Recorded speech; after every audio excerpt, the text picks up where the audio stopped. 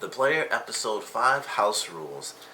This is without a doubt an amazing episode. Not only did we get to see Mr. Johnson fighting, which was really awesome. We got to see him fighting in the beginning of the episode. We got to see him doing sort of a silly disguise thing so that he could get a meet with, the boss of this casino.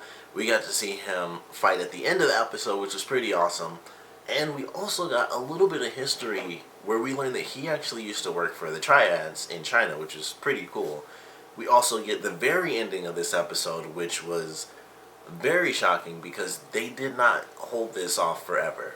We knew that, we knew Jenny was alive, but we actually get a scene where Alex knows that she's alive, 100%. Like, he knew, he had this drive, like, she is alive, but we get the scene where he's talking to his wife, and we don't get to see who she's talking to, of course. I was like, I hope that they show somebody, but she's just being held somewhere. But she had the phone right next to her, so it's very interesting how she's been captured, because she had the phone right next to her and was just like, I knew you'd find me, but this was information from the SIM card, and maybe she just had it on her, or she knew, she just knew for a long time that people were after her, which kind of ties into what the woman said in, I believe it was the last episode, the woman who was pregnant, where she's like, this woman, was scared. Like, Jenny was scared. I could see that in her face because I understood that look because I always had it.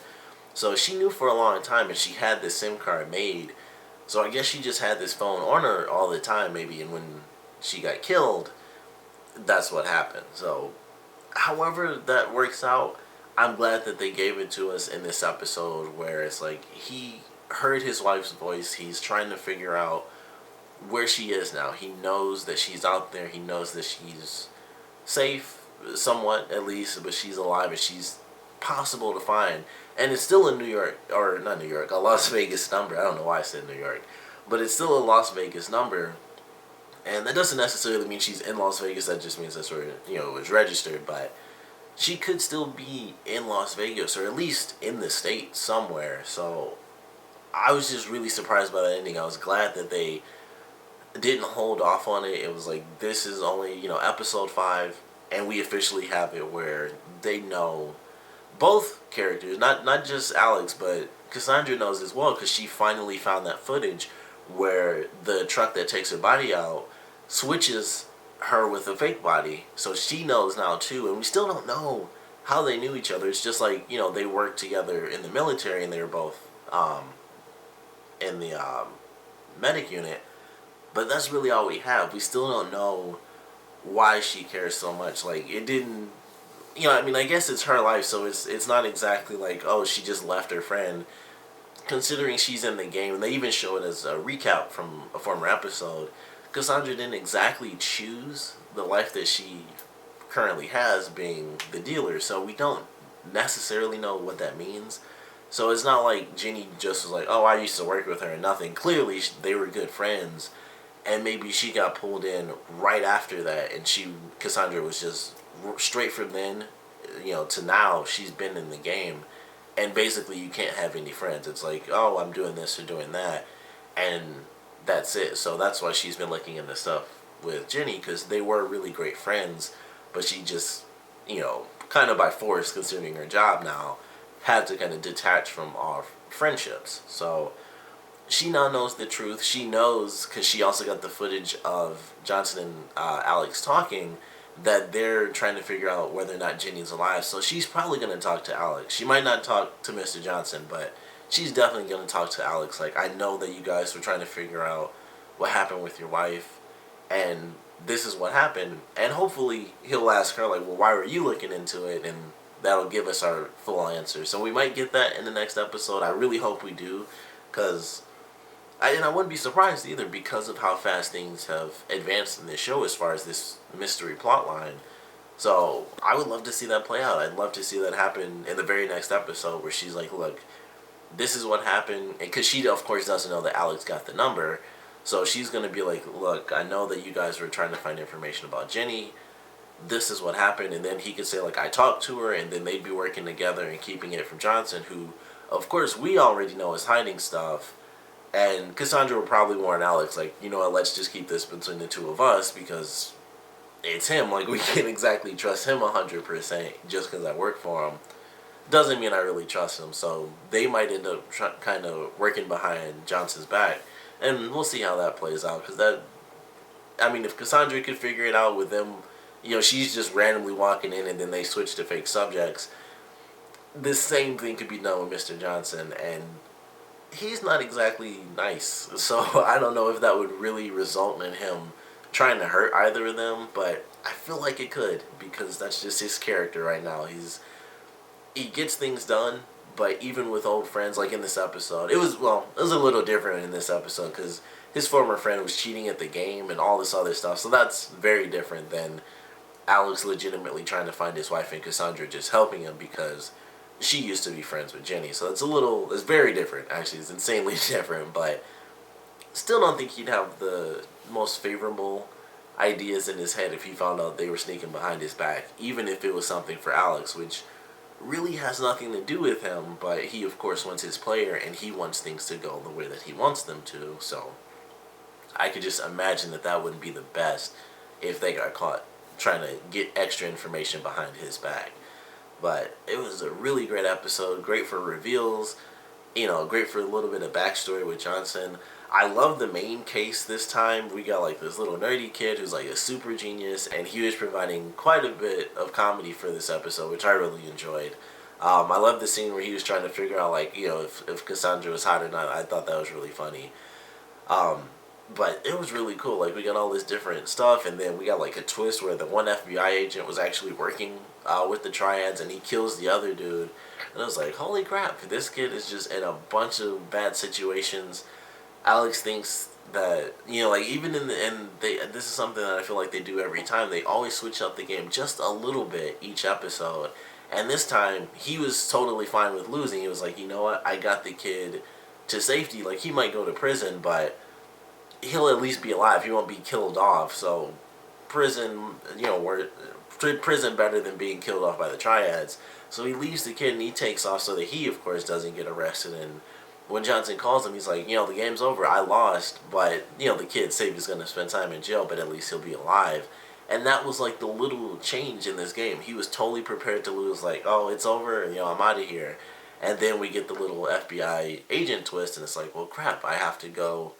The game's still on, I got some time, I'm going to go save this kid. Then we have a pretty cool shootout scene on the rooftop, which was definitely pretty entertaining to watch. I thought for sure we were going to have a scene where he jumped in the helicopter and they were going to be fighting inside. I thought for sure that was going to happen, but he ends up killing all the people off, and he really messed up that last guy. He said something like, you fight angry or something like that, and Alex just like beat the guy up. Like, he got him on the ground and he was just beating him in the face with the gun, and then he just got up all slow. Like, he still had the gun on him, but he was just got up and looked and then just walked off. And I was like, even I said that was badass. Like, before they even did the line where the kid said it, I was like, that was pretty sweet. Like, that was just a hardcore moment. He just destroyed that last guy. And of course he beat everybody else up too. He was like sliding and shooting, and he, like, when he shot the one dude and he ran at him, and then he grabbed him and spun around and used him as a human shield, and he shot the other guy. And it's just like every episode there's some insanely cool little move that he does. And that was it. The subway shootout was definitely cool because they were stuck in the middle. At first it was the Triads, and then the FBI came in, so they're stuck in the middle. And then it's like, look, I want to get the kid to you guys so that he doesn't get killed. So he was teaming up with the FBI agents for that, little, very minute amount of time. But he still technically did because he wanted the kid to be safe. And it was like, that was a cool, very cool scene. They had a bunch of parkour people. Like, they were hopping off the little bridge onto, like, the vending machines and going down. One person got shot and actually said, oh no. At least that's what came up on the captions, because my girlfriend always has captions up and I never turn them off. So it was like, oh no. And it sounded like he actually said it. It didn't sound like he was just like, it sounded like he got shot. It was actually like, oh no, and fell down. And that just really made me laugh. And I was like, why did he just say, oh no? But it just caught my attention because it came up as, oh no. And that's what it sounded like, and it was really funny to me. But I loved that fight scene. The ending scene was cool. The little car chase scene, which wasn't really much of a car chase scene. It was just, they had like a cool car from like the 70s, but they kind of converted it to be like based off of energy. I believe solar energy in some way. He didn't specifically say solar energy, but he said something that made me think it was at least slightly solar powered. But that was really cool. Like, the kid just was like an insane genius, and even Cassandra mentions it. Like, if he lives, he's our little kid's gonna be rich if he isn't in jail for the rest of his life. So that was a cool little moment, and they shoot out of there in a really badass car, which of course just gets shot up and stuff, and then they kind of have to ditch it. But that was really fun. Like, it was a really great episode. Love the reveals. Love the little bit of backstory on Johnson. I definitely enjoyed the opening because I initially thought it was a flashback of him, and it was before he was like the calm Mr. Johnson character. It was when he was like younger and just not exactly doing things the way he does now. But then it just turned out that he was just playing that little role. And when that guy's son was like, "Let him go, he's not who you think," and he's just like, boom, boom, and he just takes the guys down. I was like, crap, he just destroyed them. Like, this is not a flashback at all. He just whooped these people up. And they were knocked out the whole time. Like, it wasn't like in normal TV shows where they move a little when the person's leaving. They were both completely unconscious the entire time. That guy, there was no grunts or nothing. They got put on the floor. They were silent, and that was it. And we got like a whole story and everything. And he left, and those people still didn't move 1 inch off of the floor from where they were. So that was a cool little scene. And like I said, the ending fight scene between Johnson and his old friend was definitely awesome. Getting to see some martial arts. Very funny thing is that the guy who was fighting against Johnson, and I mentioned this before, I think I mentioned it like in the first 2 episodes, I've kind of stopped now, but our main character, the actor, Philip Winchester, used to be in a show called Strike Back that just recently ended. Very awesome. Still highly recommended. One of my favorite action shows. One of my favorite shows, period. The guy who was fighting Johnson was in the last season of Strike Back, and I thought that was so funny. I was like, they just filmed, like, and he was like one of the main villains of the last season. He was in a lot of the episodes. So they knew each other because they'd been on a lot of the episodes together, like fighting against each other. And I was like, I know they had to have run across each other, even though they didn't have any scenes together, technically. I'm like, they had to have met at some point during this episode. Like, hey, we're on the same show again or something. And I thought that was just really funny. Like, he was just on the same show, basically with Alex Kane. So I just thought that was really funny. But I like that fight scene. They have the story about the king and the hawk and the snake and stuff. That was really cool. And then, of course, Johnson gives like the most badass line he could have, and he's like, "I'm the sword," and then he just kills the guy and just lets him go, and he's like sweating like crazy, which of course you would be after a fight, and especially if you're in a suit. So he's just sweating like crazy, kills his old friend. It's just like, don't cheat, and that's all there is to it. Like, that was his second warning, and he just goes on his way. So it was a lot of crazy moments in this episode, but I certainly enjoyed it. I think this one's my favorite so far because of the nice surprise ending where they didn't hold off something that we've been waiting for a long time. Well, I can't say long time, but obviously since the idea that she wasn't actually dead was introduced, this is something we kind of been waiting for. So, I was glad that they showed us that. Still a huge question because just the fact that she had that phone still and she was kind of just sitting there, it seemed like she was totally fine. When she first picked up the phone, I thought she was just going to be like, I'm just in some secret area. I didn't even think she was actually taken at that point. I thought she just full on left. And I kind of did initially, but this does introduce the idea that she was actually taken and she didn't just kind of go of her own accord, but she knew some weird stuff was going on. So we'll see how it plays out because she was definitely taken. But at the same time, she was totally relaxed. She looked fine. She picked up the phone, was like, I knew you'd find me. And it was like nothing to her. She wasn't freaked out or anything like that. But they do have it after she hangs up where she does say, like, I've done everything you want. Or like, what do you want from me? So she was stolen, basically, from her home. But they aren't exactly harming her. So there's something that she knows. There's something that she specifically is good for. So now that's the whole new question, because it wasn't just like, oh, we kidnapped her, or she just took off because she's in some secret government organization or crime organization. So, still a big question, but love this episode, of course.